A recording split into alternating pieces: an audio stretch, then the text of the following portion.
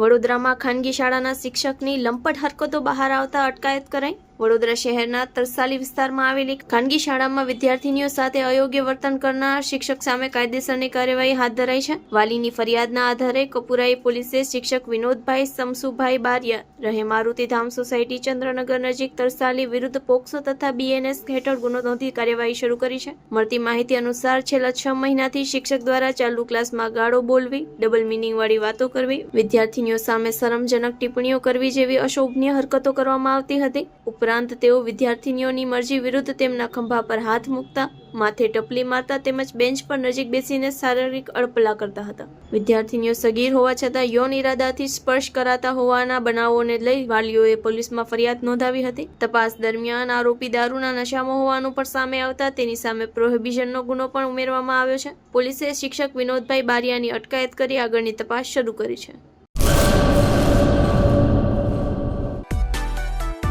માં motor driving, safe and sure driving. Driving એ શોખ સાથે આપની મોટી જવાબદારી પણ છે। અમારા ઇન્સ્ટ્રક્ટર દ્વારા સચોટ અને સરળ માર્ગદર્શન આપની રોજની તાલીમની માહિતી મેળવીને શું અધુરાશ છે એના ઉપર પૂરું ફોકસ કરાય છે।